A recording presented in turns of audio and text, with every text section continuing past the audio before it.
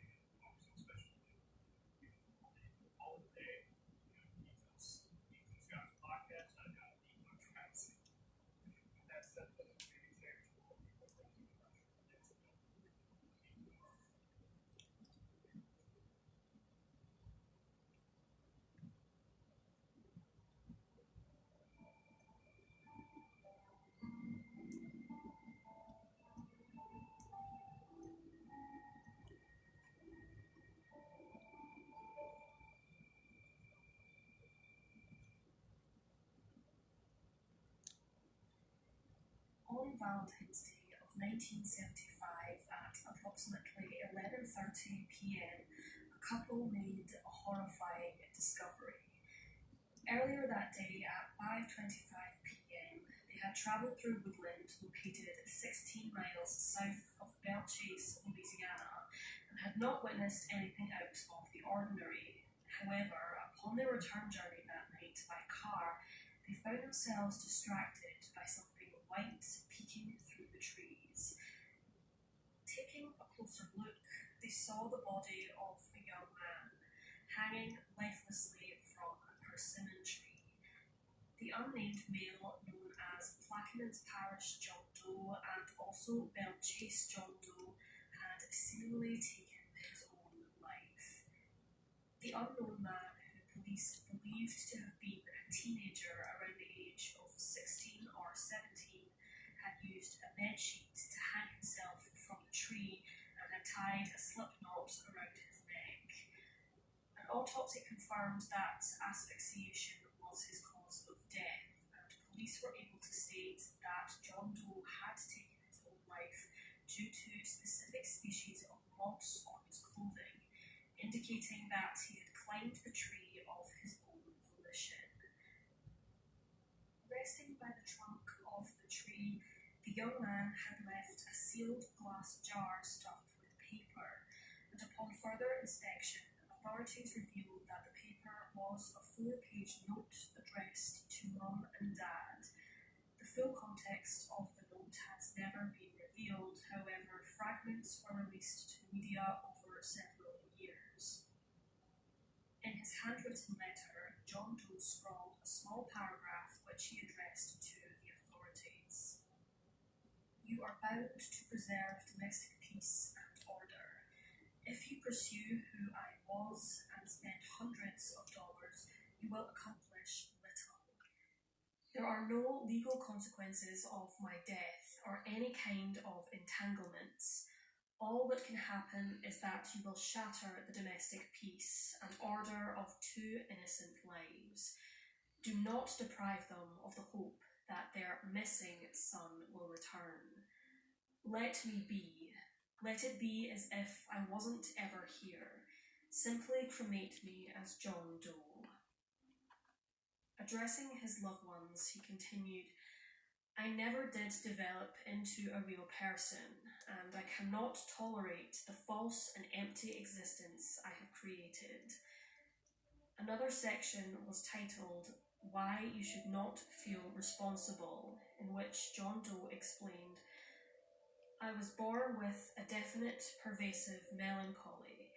What frustrated me most in the last year was that I had built no ties to family or friends. There was nothing of lasting worth and value. I led a detached existence, and I was a parody of a person, literally and figuratively. I didn't tell jokes. I was a joke. I feel I have acted very methodically and coolly in my action and my words. It is best if I cease to live quietly than risk that later I will break and shatter by violence or linger years under care. I have wanted to do this for over a year. I am not sad or see this as tragic. This is the only way I knew to attain harmony. I implore you to see a psychiatrist in order that you might understand my death and my life. Ask thoroughly about what I was, and you will see that it is not tragic that I am gone, but more natural than if I continued. You have provided me with excellent advantages and privileges and experiences. I am extremely grateful for all of your sacrifices, time and support. I am now repaying you with an arrogant act. In this light, I do see it as criminal. I can only hope that you will see that it was me who caused it. I am a bomb of frustration and should never marry or have children. It is safest to defuse the bomb harmlessly now. I do not want to bother with being a reformed or cured person limping through life. I am this self-centered. The note also cited the works of Emil Durkheim, a famous philosopher and psychologist who defined suicide itself as an inner direction of homicidal feelings against someone else. John Doe concluded his letter by saying, I am no longer interested in the world, and know that it is not interested in me. When you stop growing, you are dead. I stopped growing long ago.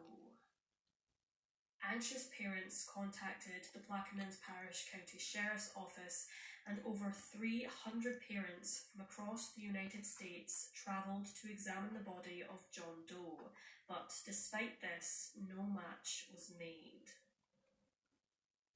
Plaquemines Parish John Doe was laid to rest 4 months following his death in an unmarked grave in a Gretna cemetery. His fingerprints were taken, but no matches have been found. He could possibly have been ecology activist Bayard William Cousins, who was 22 years old when he disappeared from Virginia Beach on the 1st of February 1975, leaving a note to his parents stating for them not to worry about him. The circumstances of his disappearance could indicate that he was planning on perhaps never returning. Cousins' height and weight matched John Doe's, and he shared much of Doe's physical characteristics. Unfortunately, Plaquemines Parish John Doe's DNA and dentals were never recorded. Therefore, a comparison with living relatives of Cousins is impossible. Frustratingly, it has been reported that John Doe's case records, as well as Cousins, have been destroyed. John Doe was a male of Caucasian descent, estimated as having been around 16 to 17 years of age at the time of his death, standing at around 6 feet tall and weighed approximately 160 pounds or 72.5 kilograms. He had brown eyes and brown hair, which was long at the front, and also he had protruding upper front teeth. When he was found, he was wearing a Puritan long-sleeved woolen shirt with maroon designs on yellow patches, a pair of blue arrow trousers, a brown belt, one grey and one dark blue sock, and it was noted that no shoes were recovered from the scene. A cleaning number was found on the inside of the trousers, DD44, and a comb was found in his pocket. But other than these items, no further personal effects were found. There have been many theories about the circumstances surrounding John Doe's death. He was obviously a highly intelligent individual, as explained in his writing, and the use of referencing Durkheim. His statement, lingering for years under care, caught the attention of many, who theorised that he may have been a patient at a mental institution, or had at least suffered emotional turmoil caused by either a crime he possibly committed or witnessed, and some even believe he may have been homosexual and had attempted therapy which ultimately failed. Of course, these are just theories. However, one fact is certain, and that was that the young man took his own life after having suffered from mental illness, most likely depression, which back in the 1970s was very much a taboo subject and not talked about as openly or commonly in comparison to the modern era. His note mentioned his parents would refer to him as missing. However, whether he was actually reported missing by his parents is unknown. As of April 2020, Plaquemines Parish John Doe's identity remains a mystery.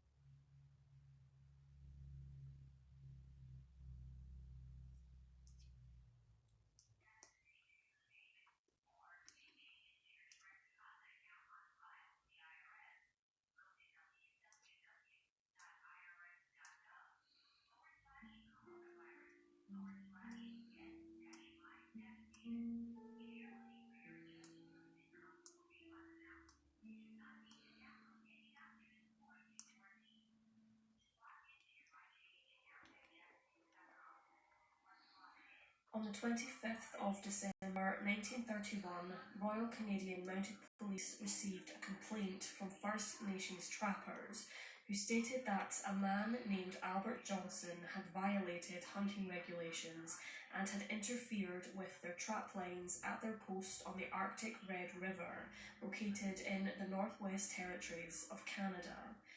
A few months earlier, during the summer, two trappers, Edward and William Snowshoes, had interacted with a dishevelled man at a camp by the Peel River near Fort McPherson, a place which the man appeared to frequently visit.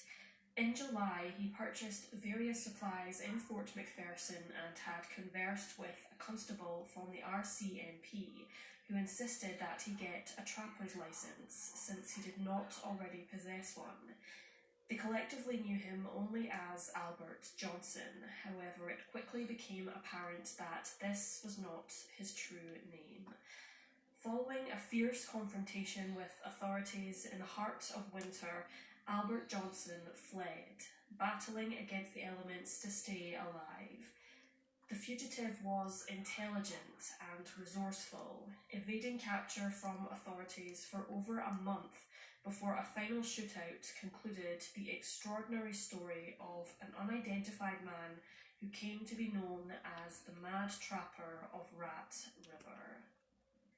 On the 31st of December, following the complaint from the Lushu trappers, Royal Canadian Mounted Police officers Alfred King and Joe Bernard, along with a constable and special constable, trekked across 60 miles of wilderness to Albert Johnson's cabin deep in the forest. The officers brought a search warrant on this occasion. They had attempted to contact Albert a few days prior, knowing that he was in the cabin due to smoke rising from the chimney, but they had received no response. Knocking on the cabin door, they requested to speak with the recluse, the plan being to ask him about the hunting violation, which in itself was not a major crime, therefore it should have been easy to clear the air after a short discussion. Once again, the pair were met with silence. Alfred tried to force the door open, however, what happened next was shocking and unexpected. Gunshots echoed through the trees as Albert began shooting at the men through the door. Alfred King was shot in the chest, falling to the ground with blood on the snow. Joe Bernard and the two members from the RCMP thought quickly, immediately acting to tend to Alfred's wounds. The group trudged through the difficult terrain and made it back to civilization, where they managed to successfully get medical treatment for Alfred King, who fortunately survived. As expected, the RCMP were furious about the incident, which left one of their own wounded, and, with a vengeance, returned to Albert Johnson's self-constructed cabin in early January of 1932, with 9 members of the mounted police and a pack of 42 dogs. They did not want to take any chances, and circled Albert's barricaded dwelling. Throwing sticks of dynamite onto the roof, a blast ensued, with the cabin collapsing in on itself. Authorities had fully expected Albert to be lying dead or severely wounded in the rubble. However, he miraculously appeared almost unscathed, shooting at the police with a rifle and a shotgun. It was later discovered that he had been aware of siege tactics and had dug a trench beneath his cabin, using it as a shelter from the explosives. What was described as a firefight began between the police and Johnson, lasting approximately 15 hours. However, luckily nobody was injured. The mounted police retreated. This is my third complete of this. Reinforcements from a nearby town and returned to the I already completed it. I just need to record it. I need evidence. Blizzard hit the area with temperatures I reaching beat this. I completed. 43 degrees Celsius, making the effort to find the outlaw extremely difficult, with any footprints having been blanketed with snow. However, authorities were optimistic that the snowstorm would also slow down the fugitive. Mounted police were baffled when it emerged that, against all odds, Albert had survived without a shelter and had escaped into the wilderness by using the frozen Rat River as a pathway to freedom. On dog sleds, the mounted police, along with 11 First Nations trackers, followed the trail in the Mackenzie River Valley, chasing the mad trapper across 260 kilometres square of icy wilderness. The chances of Johnson surviving without shelter, food, or even appropriate clothing for the sub-zero temperatures were slim. Police found no trace of Albert until Constable Edgar Millen heard news from a First Nations tracker who heard the shots of a rifle in the Bear River area. On the 30th of January, after trawling through the wilderness in the direction of the rifle shot, Albert Johnson was found. He was hidden inside a thicket in the brush next to a cliff face. Above him, he could hear his pursuers climbing down into the canyon. He leaped out of his hiding spot and began shooting. In the crossfire, Albert jumped to safety behind a fallen tree, with the mounted police calling for him to surrender. Edgar Millen was keen to find a quick resolution, and alongside a member of the police, checked behind the fallen tree following 2 hours of silence. On their descent, a bullet landed in the snow beside the men, who responded by shooting at where they believed Albert to be hiding. 2 further bullets were shot, one striking Edgar Millen. I did complete this. Hold on. I will get it on recording. His companions dragging him from the line of fire. Despite their best efforts to save him, Edgar Millen passed away. After realizing that their companion was dead, they allegedly heard Albert, who was unwounded, cackling. The mounted police returned to civilization once again, with further investigations of Albert's hiding spots taking place soon after. Using spruce trees, the mad trapper had created a foxhole where he hid from sight. He had managed to ascend the cliff with very little aid from climbing gear, and it was strongly suggested that he was heading into the mountains. Mounted police decided to change their plans. I just want to catch it on camera. And having to return to restock supplies every couple of days, they received aerial assistance from pilot Wilfred Wop May in a new ski-equipped Balanca monoplane, which would drastically cut down their search time, provide the ground teams with supplies, and keep a constant watch on Albert Johnson. With temperatures still well below freezing and a constant paranoia of being tracked, Albert was reaching his physical and mental limits. He was suffering from frostbite, had not eaten anything other than small game, and his stamina had reached its peak. A sighting of Johnson was reported from the aerial search on the other side of the Richardson Mountains in February, Albert having climbed and descended a 7,000 feet peak, with mounted police landing close to where he was last seen. Another group of the mounted police who were contacted by radio followed Johnson, slowly creeping behind him. The two groups' efforts were marred by thick fog and mist, resulting in both groups finding each other and footprints left by Albert.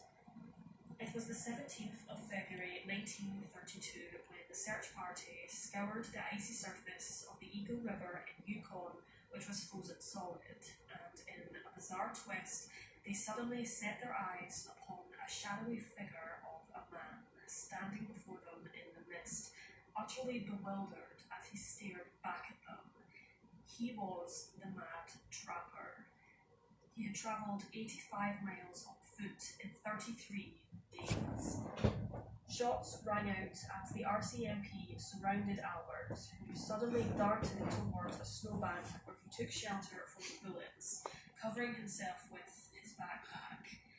He shot at an officer, severely wounding him in the process. However, the officer survived his injuries. Shots continued to fly through the bitter chill, the lead officer urging Albert, who had been shot 3 times, to surrender, yet he did not receive a response.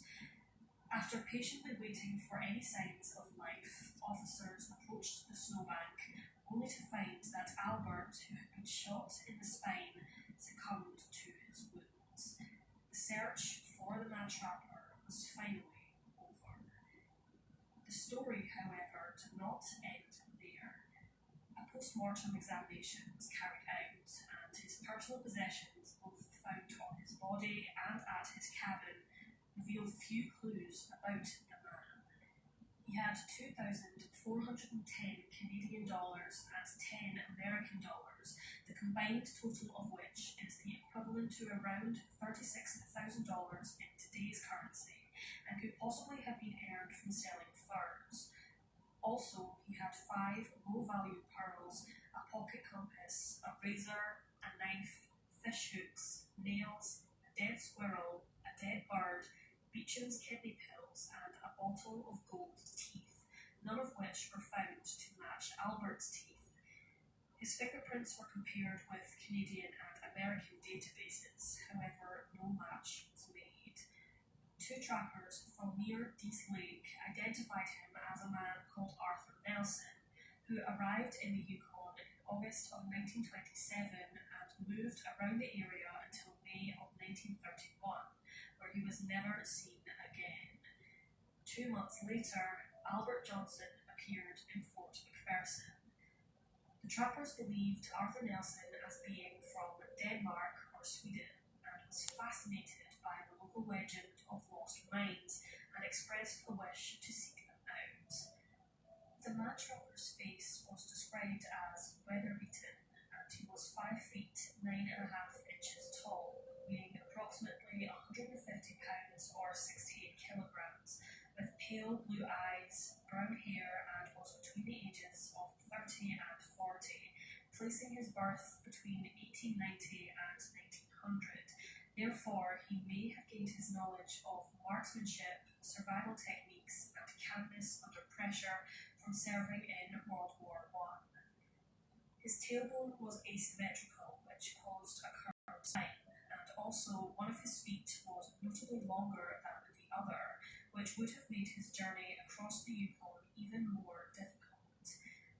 He also had what was described as the Scandinavian accent, which matched the description of Arthur Nelson, who also was proven to have purchased 6 boxes of kidney pills and possessed a .22 Winchester rifle, a .30-30 Winchester rifle, and a Savage Model 99 rifle, matching the weapons of Albert Johnson.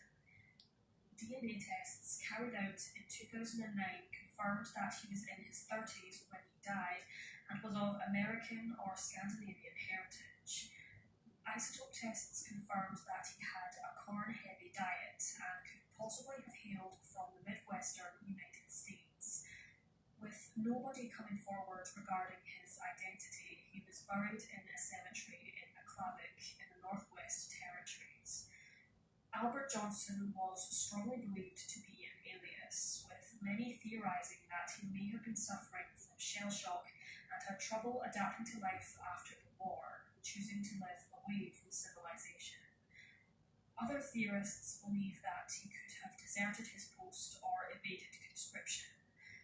More outlandish theories discuss the possibility that perhaps he was an assassin or even a serial killer who reacted violently towards authorities in a bid for freedom. The true identity of the mad trapper of Rat River and the reasons as to why he lived in the wilderness remains a mystery.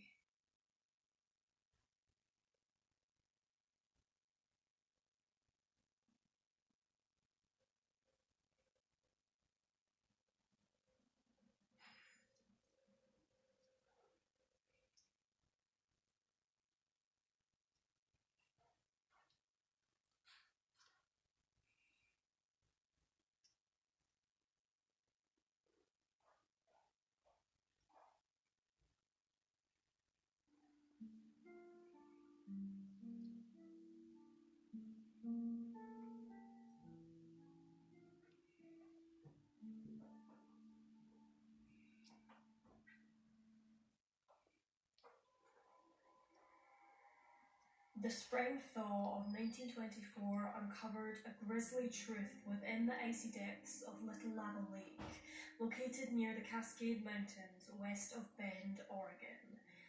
Beneath the surface lay the frozen bodies of 3 fur trappers who were reported missing several weeks prior from their woodland cabin. It is a captivating, cold-blooded mystery which remains unsolved for almost a century, the motive unclear and the killer never captured. As winter descended in 1923, 3 men local to the small city of Bend, Oregon, packed up their belongings to move to an isolated cabin in the woodland of Deschutes National Forest near Little Lava Lake, the trio wishing to spend the winter months fur trapping in the wilderness.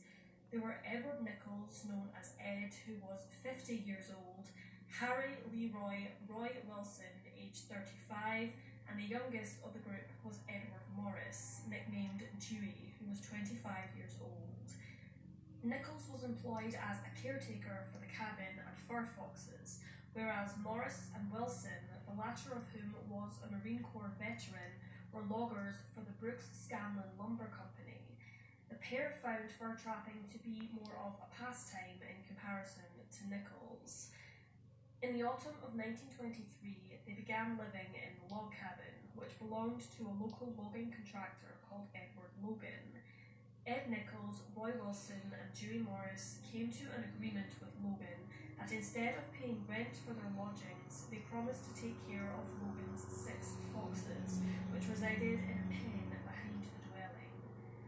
In the week before Christmas, Nichols returned to Bend after a successful first stint at Little Lava Lake, with a sled packed full of furs to sell. Witnesses who spoke with Nichols recalled that he seemed thrilled with the trio's progress, having collected much more fur than they had originally anticipated. Once all of the furs were sold, Nichols returned to the cabin at Lava Lake. Some sources speculate that Nichols did not travel alone to Bend and that he was joined by his companion Roy Wilson, who allegedly spoke with his mother very briefly, explaining that he would be home in February. The festive season came and went, the people of Bend ringing in the new year with high hopes of a healthy and prosperous 12 months ahead. During January of 1924, a man called Alan Wilcoxon departed from his home in Fall River, his destination being his own resort located in Elk Lake. Having mapped out his 24-mile route, Wilcoxon began his journey, trudging through the rugged terrain by snowshoe. On the 15th of January, he stopped by the log cabin, where he greeted the three men. He spent the night in the trio's company, departing towards Elk Lake the next morning. According to Wilcoxon, Nichols, Wilson and Morris appeared to be in high spirits and good health, with their hunting endeavours being greatly successful. Little did he know that he would be the last person to see the trio alive. As the months passed, the families of the trappers became concerned when they failed to receive any kind of correspondence from them. Searching the forest were Dewey's brother, Owen Morris, family friend Hervey Innes, and superintendent of the Tumalo fish hatchery, Pearl Lynns. Whilst searching the forest, they stumbled upon an unusual scene. They found several activated traps. A number of mink traps had been left untouched, with the corpses decaying in the winter sun. Once the traps were discovered, a full search operation began, with friends and family forming a search party. In April, they made their way towards the cabin by snowshoe, where they were met with an eerie silence. Upon first inspection, the cabin was completely empty. Burned food lay in pots on the stove with moulding cooking utensils, and the fire had dwindled to a pile of ashes. Plates and cutlery had been neatly set on the table, however, sat unused. It appeared that their last meal had been breakfast.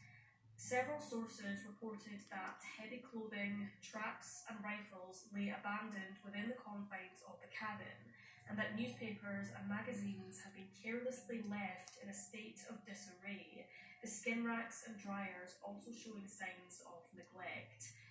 An emaciated cat was found, and it seemed apparent that it had not been fed within the last 2 months.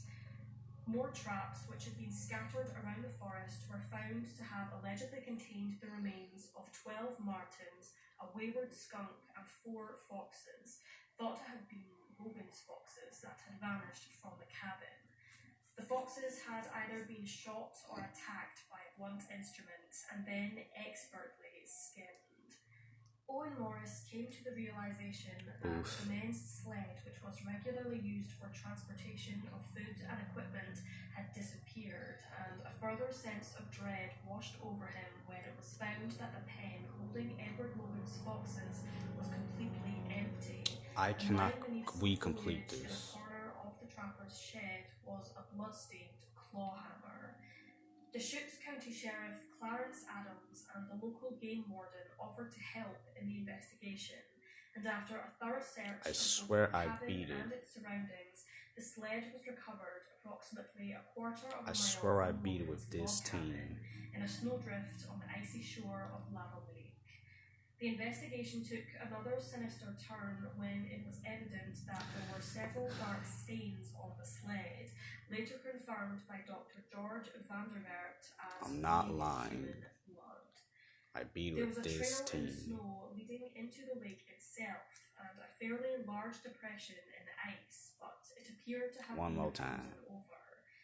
It was suggested that the sled had been taken over the frozen lake and then hidden in the snowdrift in order to obscure it from prying eyes. One of the search volunteers who wished to collect water for the group made a grim discovery. Frozen pools of blood were found in the thawing snow, and among other evidence collected was clumps of hair and a human tooth. Sheriff Claude Macaulay wrote in the official police report his thoughts of the chilling crime scene. Even though the weather was perfect, the clear air was impregnated with the odour of death and decomposition, and it was with an undefinable spirit of awe and consternation that the little party of hardy outdoorsmen laid aside their packs, kicked off their snowshoes, and prepared to tackle a grim job which was little to their liking. Owen Morris and Clarence Adams later returned to the lake with the aim of catching some fish to feed fellow searchers. The duo were surprised when they realised that the lake had escaped from winter's unforgiving grasp, the thaw having melted much of the ice.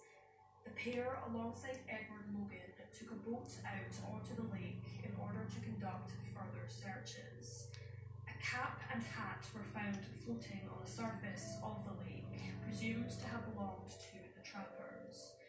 Owen, Clarence and Edward's attention was caught as they witnessed dark shapes floating on the lake. On that early April evening in 1924, the bodies of Nichols, Wilson and Morris were discovered. Wilson and Nichols, who was found to still have his glasses on, were floating face down, whereas Morris was floating on his back. The remains of the men were partially decomposed and, oddly, were wrapped in muslin. Owen, Clarence and Edward tied rope around each of them and hauled the bodies back to shore. Inspecting each of the clothed bodies, it became clear that they had all been fiendishly butchered. With dusk quickly falling, the corpses were kept overnight in an ice shelf before further personnel arrived to carry out further investigations. The following day, Clarence Adams travelled to Bend seeking further assistance.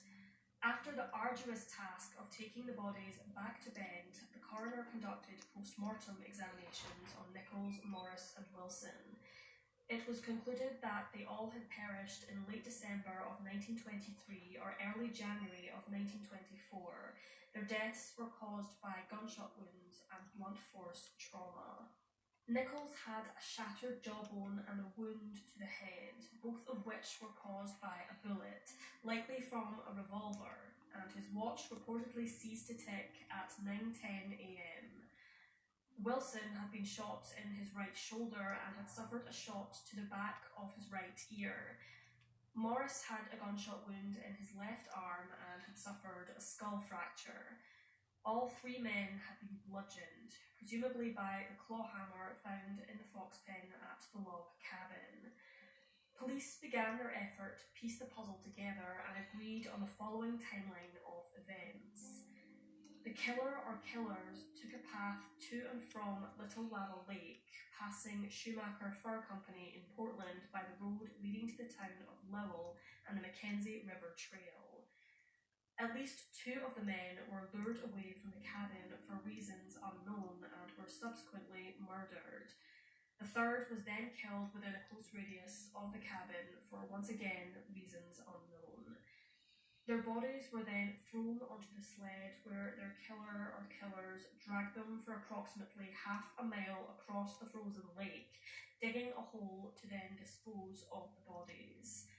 The perpetrators then scarpered on foot back through the forest. Going good so far. It is a mystery as to why I the will men get this were on slain, camera. as well as who was responsible for their deaths. What baffled police was that Roy Wilson was an ex-Marine who could have easily overpowered a person attempting to attack him. Therefore, authorities believed that the murders could not have possibly been carried out by a single individual. They were now seeking either two killers or one killer and his accomplice. A woodsman and moonshiner known as Indian Erickson fell under the radar of suspicion for a brief time. He lived in nearby Cultus Lake and was accused of committing the crime. However, there was firstly no evidence to support the idea, and secondly, he had a solid alibi at the time of the Lava Lake murders. Edward Logan, the owner of the log cabin, suggested a name to police: Lee Collins, also known as Charles Hyde Kinsey, a man from Idaho with whom he had squabbles with in the past. Logan had conversed with Ed Nichols, who had told him a story about Kinsey, an Elk Lake Lodge employee, who had previously been one of his fellow fur trappers. Nichols and Kinsey had a rather heated dispute regarding a wallet, in which Charles Kinsey expressed a desire to get even one day. Nichols was relieved when he was told that he would be sharing the cabin with Morris and Wilson in the winter of 1923, as he was left a bit on edge after his confrontation with Kinsey. It was known that Kimsey was highly skilled with a rifle and revolver. You know what? Why? I should have been watching. Involved in the deaths Why? of the three travelers. Drive with her. Charles was not unfamiliar with Oregon authorities, as he had previously been charged What we gotta wash? with attempted murder of cab driver Mr. W. Harrison, who Kimsey had overpowered in his vehicle and thrown down an abandoned well after having attacked, bound and poisoned him. Harrison miraculously survived his ordeal, vomiting up the poison and escaping from the well. The case went to trial, however. Kimsey became a fugitive, with police offering a $1,500 reward for information leading to his capture. Yep. On the 22nd of January 1924, a mere 7 days after the fur trappers were last seen alive, Kimsey was reportedly seen by a witness in Portland, Oregon. The witness was a traffic officer, and Kimsey allegedly questioned them about where he could sell expensive furs, and was directed towards Schumacher Fur Company. Charles sold approximately $110 worth of furs to the company. It was discovered that on the documentation used for the sale, the seller was listed as Ed Nichols, and Kimsey had actually used Nichols' trapper's license. Due to this startling evidence, Charles Kimsey became the prime suspect in the murders. It wasn't until early 1933 when Kimsey was recognised by a jail warden in Montana when he was successfully apprehended by authorities. He claimed that he was innocent of the crime and stated that at the time Ed, Roy and Dewey were killed, he was working on the Moffat Tunnel in Colorado, which was confirmed by his employer. Upon questioning Carl Schumacher at the fur company about the man who had sold fur to them in January 1924, he unfortunately could not confirm whether the seller was definitely Charles Kimsey. As for the robbery and attempted murder charges, Kimsey was found guilty by the jury despite pleading his innocence. He was sentenced to life imprisonment at Oregon State Penitentiary and was never charged in connection to the murders at Lava Lake. In 1957, he was released from jail on parole and returned to his native Idaho, where he lived the rest of his life without further incident. It was speculated that if Kimsey was responsible, his potential accomplice could have been Ray Van Buren Jackson, a school teacher who was allegedly involved in at least 6 other suspicious deaths in the 20th century, according to Melanie Tupper, author of The Trapper Murders, a true Central Oregon mystery. He had already been convicted of forgery charges in the 1890s and was given the moniker of the Angel of Death. Kimsey and Jackson apparently shared family ties as well as being friends, therefore does not rule out the possibility that he was somehow involved. Answers, however, will more than likely never be found, as Jackson took his own life in 1938. Ed Nichols, Roy Wilson and Dewey Morris were buried in Greenwood Cemetery in Bend, Oregon. The cabin in which they shared their final days no longer stands. However, the horrific crime continues to haunt those at Lava Lake and the people of Oregon. Despite the murders having occurred almost a century ago, hope has not dwindled that perhaps one day the truth can be uncovered.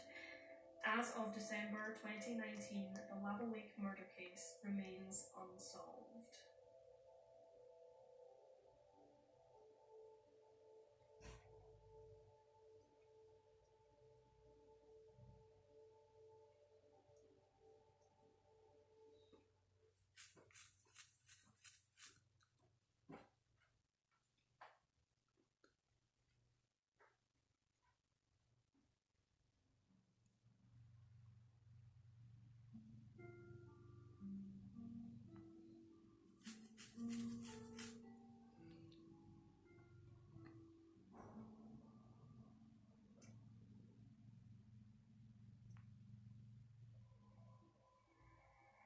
Johann Matthias Martin Shippen was born in Brandenburg, Germany on the 15th of December 1850.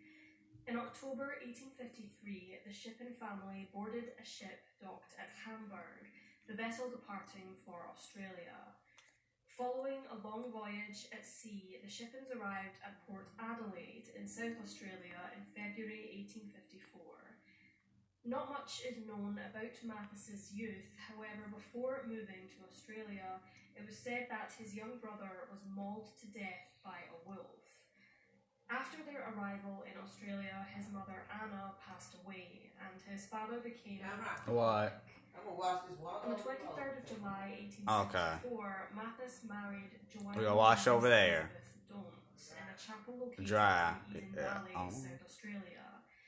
Joanne was born in Prussia on the 9th of April 1844 and relocated to Australia in 1854, originally settling in Victoria and later moved to the White Regions in the south of the country.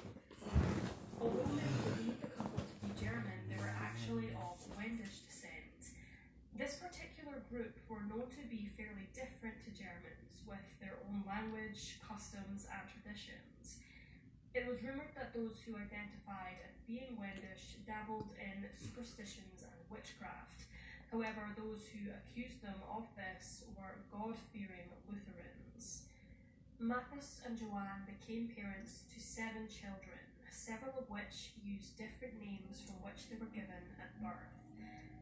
Pauline Augusta, born on the 1st of August 1875.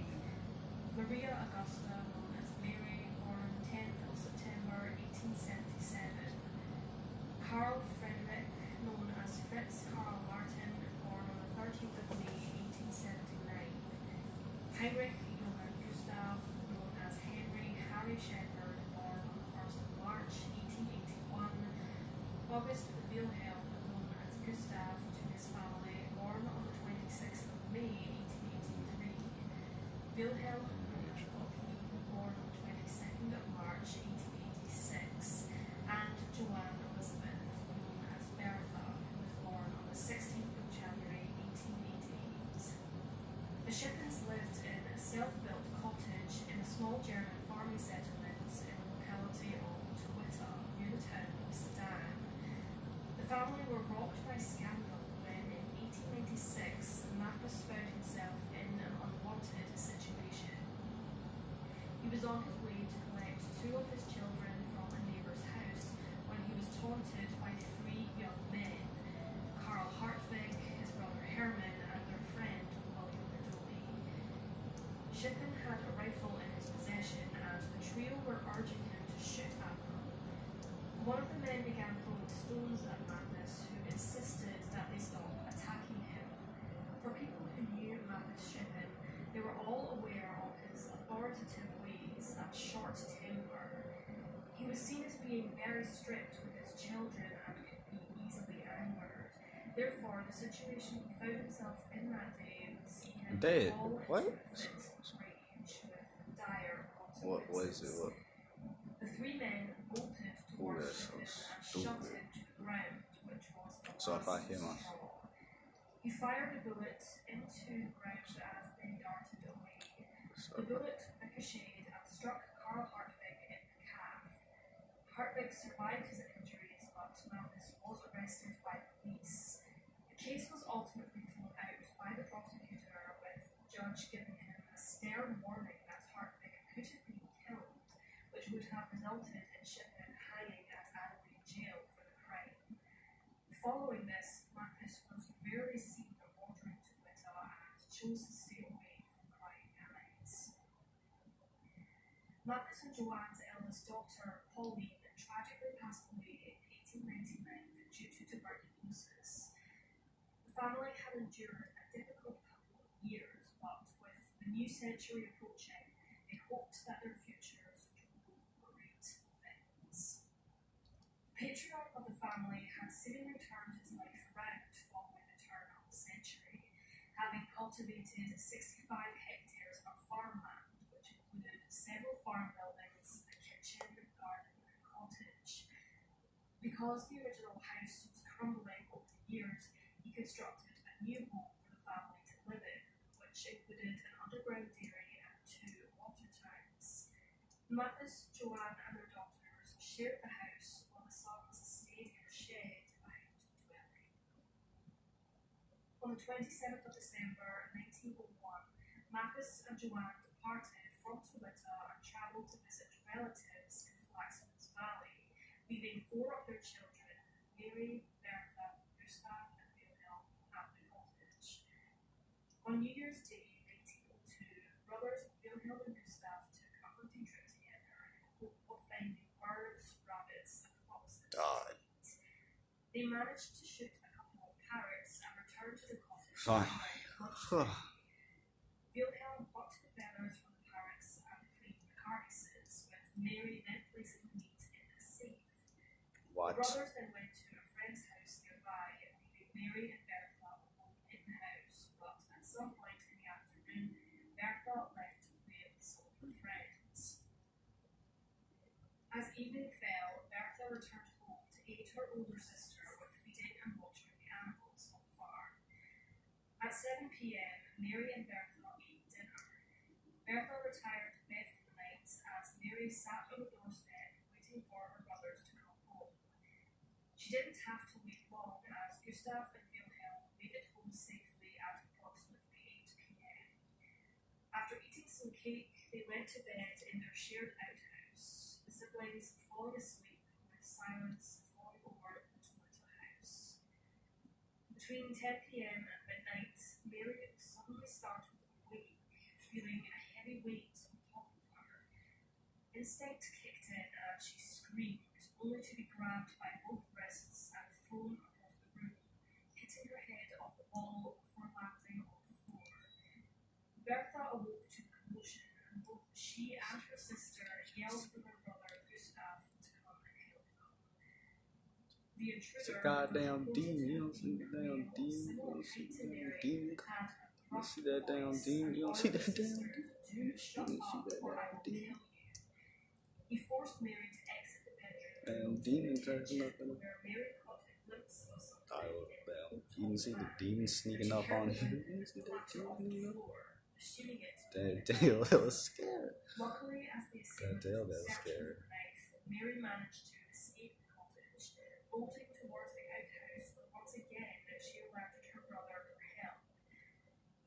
Gustav initially didn't believe Mary's story, believing it to be some sort of practical joke.